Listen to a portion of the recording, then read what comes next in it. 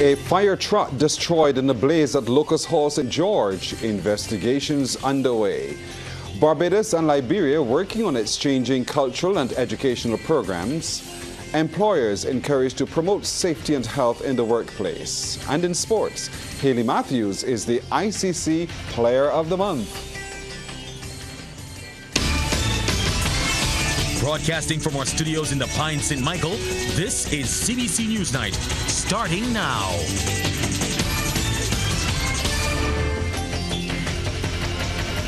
Good evening, I'm Pearson Bowen. An investigation has been ordered after a fire truck was destroyed in a cane trash fire at Locust Hall, St. George. Our cameraman Christopher Wood captured footage of the incident this afternoon. According to reports, it occurred after 4 fire officers responded to a call about the fire. Rachel Agard has the details. Fire officials say they received a call at 10:32 a.m. and a team of 4 officers and 1 tender was dispatched. Just over an hour and a half later, they received a distress call from the team. High winds blew ignited trash toward the fire truck, resulting in the unfortunate incident. Minister of Home Affairs Wilfred Abrams says when he was informed of the situation, his first thought was the safety of the officers. However, he will reserve comment until investigations are completed. My concern right now is to check on the officers and make sure everybody is good, and anything else can happen after that. There are a lot of questions that need to be answered. I am going to await a full report on this to find out exactly what happened before making any formal comment on it. Meanwhile, Acting Chief Fire Officer Henderson Patrick reports there were no major injuries, but the driver of the appliance received minor injuries to his right hand for which he had to seek medical attention. The acting chief says he has never seen such an incident during his tenure in the service, but this incident puts a strain on the fleet of about 25 fire tenders and squeezes current resources. It is something that we often guard against because what it does is that it reduces the capacity that we have, and we are already at a stage where these vehicles are aging, and right now we have to give some consideration as to how we're going to manage without the use of this appliance. However, the Home Affairs Minister says there are 3 tenders on order. They're due to be delivered sometime later this year, so we are going to probably see if we can get them in even faster, but hopefully we should not be under-resourced for too long. Rachel Agard, CBC News. Well, Barbados and Liberia are now exploring avenues to take the story of their ancestors forward through collaboration and exchange of information. Again, Rachel Agard has the details. Dr. Sharon Johnson is part of the organizing committee that brought more than 250 Liberians to Barbados. They are descendants of 346 Barbadians who boarded the brig Cora 159 years ago and journeyed to Liberia to build a black post-independent nation. Members of the group spent the last week experiencing the culture and heritage of their ancestors. Dr. Johnson says the Sankofa pilgrimage has been a resounding success and now is the perfect hour to take the story forward. It's important for us to share our content. Barbadians still know very little about, they know a bit more, but not enough about Liberia. And if we're always talking about reconnecting with the African continent, this is the perfect place and the perfect way that we did it, because Barbadians feel that sense of connection with the simple thing as the family names, but also these descendants returning. People are able to see people, as we keep saying today, that look like them. Next year, Barbadians will journey to Liberia to mark the 160th anniversary of the voyage. Meanwhile, Liberian journalist Ronnie Sear says there is a lot of potential between the 2 countries to work together to promote culture and business. There are lots of similarities, lots of things that we can do together, and I think the media plays an important role in terms of how you identify these things and sell it. And once you identify the loopholes, the things that can really bring people together in terms of making money, making business. Because at the end of the day, our forefathers left on a ship, and their descendants have a mission, have a reason to say, look, we have to continue the vision, continue the dream, that the lives of those who were on the ship and did well in Liberia shouldn't be in vain. It should keep going. As a final act of joining the two cultures, Liberia's traditional queen and culture ambassador, Queen Julie Endy, sashed and robed 3 members of the CBC fraternity. While in Barbados, the group visited historical places of interest and explored family lineage at the National Department of Archives. A plaque in their honor was also unveiled at Bay Street. Rachel Agard, CBC News. Thanks, Rachel. Meanwhile, the Caribbean Broadcasting Corporation is being praised for its coverage of the historic Sankofa pilgrimage. It was also revealed that there is a willingness to exchange cultural and educational programs between Barbados and Liberia. Rashid Best tells us more. The news came this morning after the acting CEO, Sherwood McCaskey, welcomed a Liberian delegation to the Pine Complex. It was revealed that viewers and listeners of the stations of the CBC can expect to see and hear Liberian content in the near future. This move is part of new cultural partnerships being forged between Barbados and Liberia, with the CBC being positioned as a major platform. With efforts being made to reconnect with our African heritage and to learn more of our history, the CBC has committed to participating in this public education campaign. The acting CEO explained that CBC will continue to fulfill its role in nation building and will promote efforts to build bridges with Liberia and the African continent.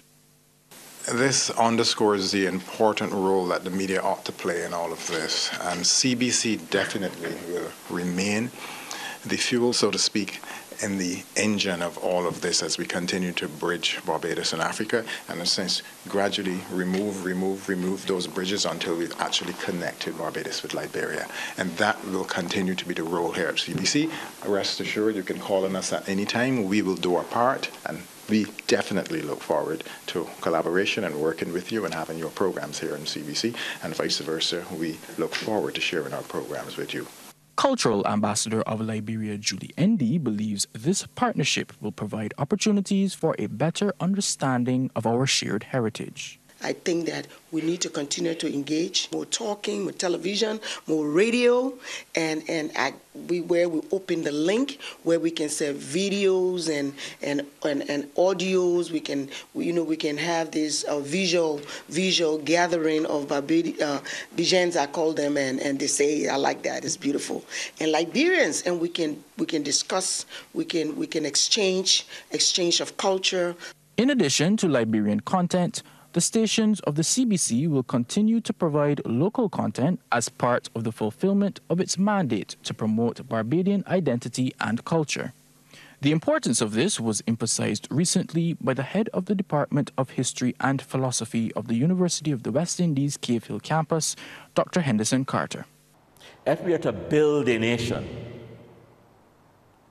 the media must take that responsibility in what is put out. What is put out on radio, what is put out on television, the media must take that responsibility to put out stuff to build up our nation. We owe it to ourselves to show more local content and to do more local content on radio. If we do not do that, we'll be in trouble. Rashid Best, CBC News. We'll take a break here, but coming up, an update on a planned regional ferry service. The Connect Carib ferry service should be up and running by September. Word of this came from Chairman Ambassador Dr. Andre Thomas. He told a media conference at the Wisdom Center today they have entered into a partnership with Jamper Shipping Company in the United Arab Emirates, and they are into phase 2 of the initiative. They will be providing our first set of ships, which are being acquired as we speak. and very soon would be on their way to the Caribbean waters. So the news that we have for you is that the decision making in terms of our business development, our roots, our understanding of how to integrate our cargo platform with our travel and our e-commerce platform, all that market information has been made available through our discussions with the CPSO. The chairman says plans are ahead of schedule, and he's provided details about the number of ships which will start the ferry service.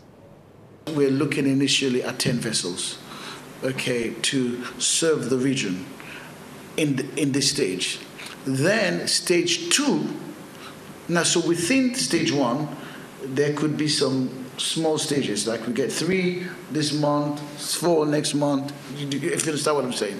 Okay, so there are variables in there, okay? It's not like you're going to the store and getting popcorn. These are huge vessels that once you get them, they have to go to the dock. They have to be perhaps actually fitted for what we want them to do. So it's not just you just go into the store and just get one. Employers across Barbados have been challenged to host an activity highlighting the importance of health and safety in the workplace. Executive Director of the Barbados Employers Confederation, Sheena Mears Granville, says this is one of the topics to be included during their week of activities. Tomorrow, we are promoting health and safety, and we have the OSH pit stop. Now, health and safety is, of course, important to all employers and employees, and therefore we are challenging employers to have some form of activity within their organizations tomorrow. Other activities include the annual general meeting, a luncheon and panel discussion, and a fireside chat. President Gail Ann King says one of the areas they are focusing on is a mandatory national standard of time, which will need to be measured in weeks rather than days and discussed at the tripartite level. Indeed, seeing or noticing a trend of shorter and shorter timelines when it comes to responding to policy and legislation relative to the issuance of the necessary documentation, giving us very restrictive time frames to be able to get back with an informed position on the issue at hand.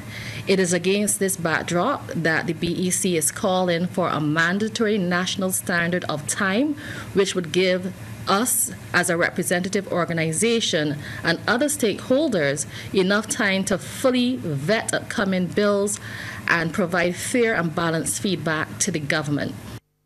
The National Transformation Initiative has reached close to 60,000 learners, but is looking to expand its reach.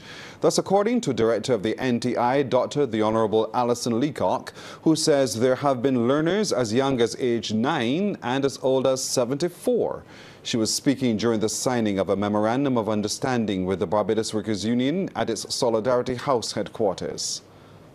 Of course, our desire is to get to the 200 and every Barbadian. And one of the things that we like about the partnership is the opportunity for learners, however they learn, to be able to respond to the courses.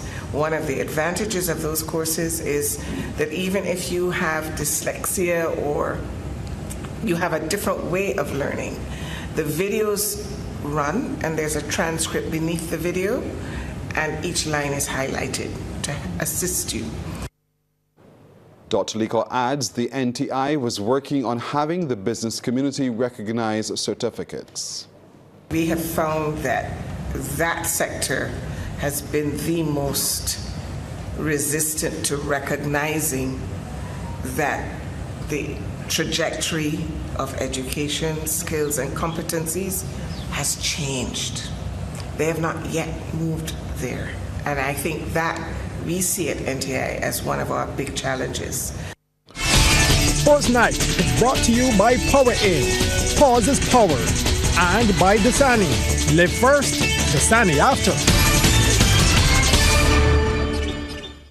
Let's get over now to the world of sports as we're joined by Damien Best. Damien, good evening. Yeah, good evening to you, Pearson. In football, Paradise and Britain's Hill both registered victories when the BFA Premier League continued last night at the Wildy Turf. 6th place Britain's Hill defeated Wharton FC 2-0 to move to 20 points, while Paradise blanked Barbados Soccer Academy 5-0 and are 4th in the standings on 26 points. Opening fixture at the Turf, Britain's Hill in red playing Wharton Football Club. 42nd minute, Britain's Hill with numbers. Wharton backpedaling. Sharan Hoyt goes at it alone. That's 1-0. 8 minutes later, another Hoyt. This time Corey. He's on the end of a corner kick. Stuffs it home at the near post.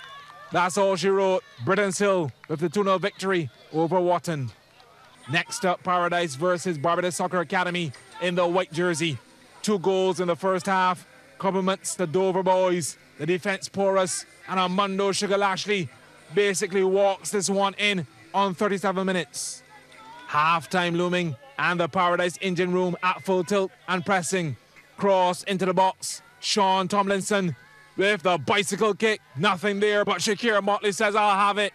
2-0. Switch of ends for the second half. 47th minute.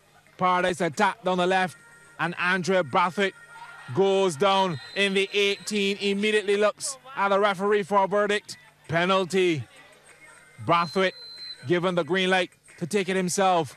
Left corner, first goal of the season, 3-0.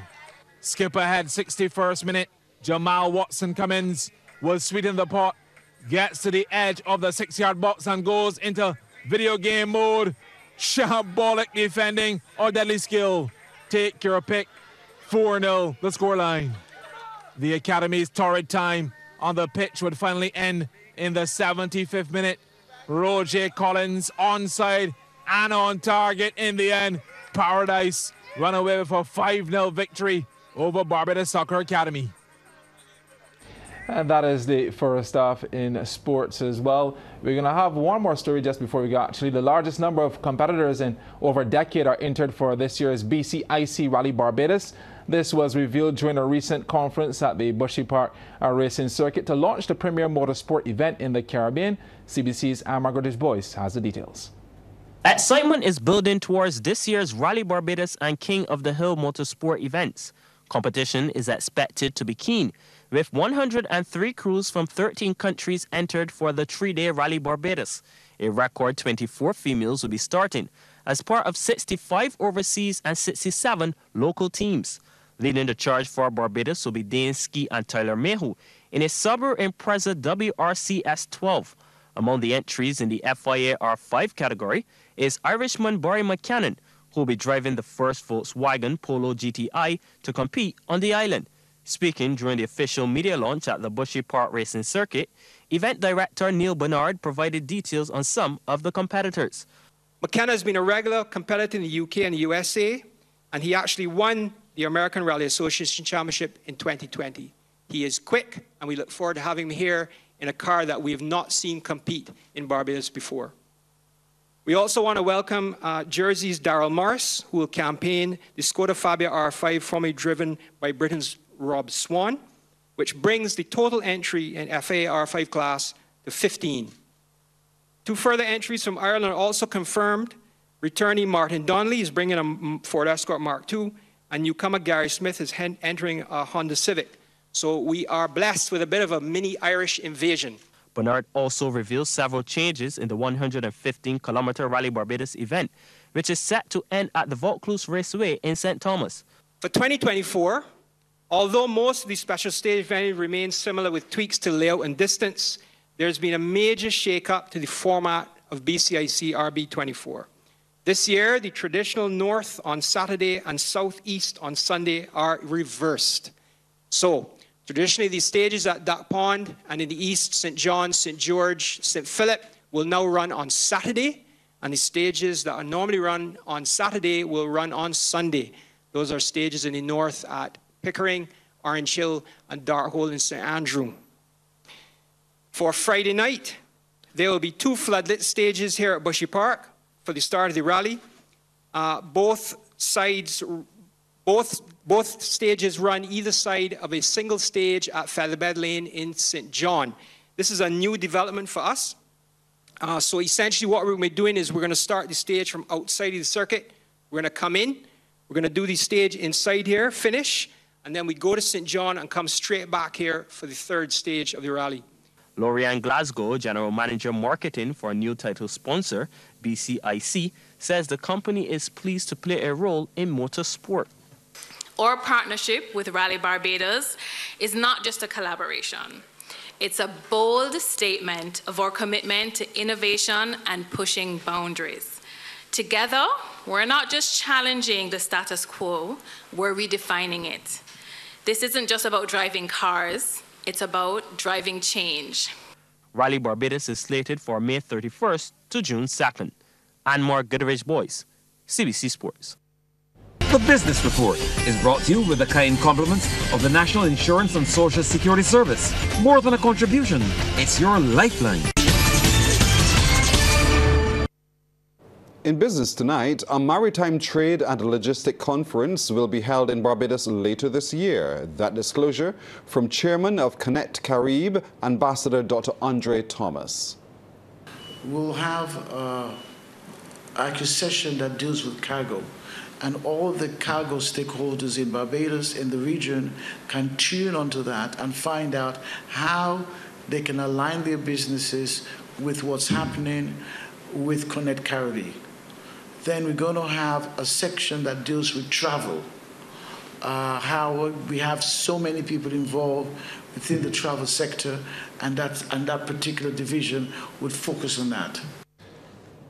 G4S Secure Solutions Barbados Limited has acquired JE Security Systems and Services Incorporated. Plans for the takeover were announced earlier this year. An official signing was held at G4S Brighton St. Michael headquarters on Friday. JE Security has provided electronic security, patrol and response services for more than 30 years on island. Managing Director of G4S, James Devers, is confident the coming together of the two companies will strengthen Barbados' security and fire safety industry. Our company now combined with JE, we're better prepared to address the security risks that are increasing within the country. And so we're constantly training our team members, we're constantly looking at best practices. And because we're a global provider, there are a lot of risks and issues that happen in other countries around the world that we can bring and apply to Barbados, unlike any other security company. So I would like to say we're at the forefront in terms of addressing risks and mitigating risks with our customers. And so we're not concerned. We look forward to the opportunity. Managing Director of JE Security, Jeff Eveling, says the two sides sought to minimize job losses as much as possible. We did have some people that were moving on. They had other opportunities. But what we did is we brought together the best of the best. So we brought a number of our staff across that have been with us for a lot of years, so that we have continuity for our customers and also job security for our staff. A new entity has been launched to help entrepreneurs promote their businesses. The Unified Trust Cooperative Society Limited showcased some of their products at the National Botanical Gardens over the weekend. The cooperative has 10 members so far and is actively looking to add to its ranks. President Marvell Lynch says the whole point of the cooperative is to promote the use of Barbadian products. We want to bring that awareness to Barbadians that we can use what we have around us by Barbadians that Barbadians can benefit. And the theme of the event is living well, aging well. When we use what we have locally, we know how it is grown. We know how it is produced. So we can have that confidence in the local entrepreneurs to provide products for Barbadians. OpenAI says its ChatGPT is getting smarter. The company has announced an update to its artificial intelligence called CPT-4o. The new version is available to anyone, even unpaid customers. OpenAI says it can carry on conversations with users on uploaded photos, documents, or charts. The new ChatGPT also has a memory, so it can learn from previous conversations. It also now has real-time translation built in. OpenAI's technology chief says this represents a big step in the language model's ease of use. The other half in sports, here's Damien Best. Yeah, thanks so much, Pearson. Well, last night we focused on the men's section of the IFBB Elite Pro Roger Boys World Cup held over the weekend. Tonight we feature the ladies, where Ramona Morgan was the only Barbadian to taste success. Competing at the Wildy Gymnasium in the body fitness category, Morgan beat out a field of 11 athletes to take the title and $4,000 US. CBC's Amory Burke reports. Time to put the ladies in the spotlight. Start with the bikini fitness category, where from a field of 13, this was your top 5. From left to right, Patricia Slaby of Poland, Antigua's Kimberly Percival and Melissa Seaforth, the Czech Republic's Marna Makanu, and Mexico's Yasal Leon. What are we looking for? Symmetry and balance, muscularity that just gives shape to the female body, and overall presentation. And when all was considered, Antigua's Melissa Seaforth, who commanded the stage with confidence, was third. Her countrymate Kimberly Percival, who many in the audience touted as the favorite, was full of poise and grace, for second. While the woman who strutted away with the bikini fitness title with her chiseled definition was Poland's Patricia Slaby. To the physique category, where the ladies were judged for their toned athletic figure, and these ladies were the more mature competitors. Third place went to Aileen Beck from the island of Liechtenstein, who is no stranger to the international competition and traveled all the way to Barbados and gained a podium finish. Second went to another competitor who is no stranger to the international circuit, Russia's Ekterina Petrova, who was well defined. And here is your physique champion, clearly showing her prowess and a cut above the rest, Brazil's Elaine Cordeiro. These are the 11 ladies who started the wellness competition, but these are the 5 who made the finals. As my colleague Damien Best would say, the glutes had the crowd in an uproar. So who would take the top 3 spots? In third, Ghana's Rosanna Fong. In second, from Haiti, Karen Louis. And your winner, with no opposition to this result, her form shows it all. Winner of the wellness category from Venezuela, Yomi Azoje. Let's save the best for last. Well, from a Bajan perspective, the women's body fitness competitors were on point. The top 5 featured local girl Ramona Morgan, 4th from left. And boy, were these ladies hitting the key points. A round and firm appearance with a small amount of body fat, as a physique should neither be excessively muscular nor excessively lean. Actually, of all the categories, this was most competitive. And you could see why. They were all on par, giving the judges a tough decision. But when it was made, it went like this. Adjudged in third, Tamara Flugaster of Switzerland.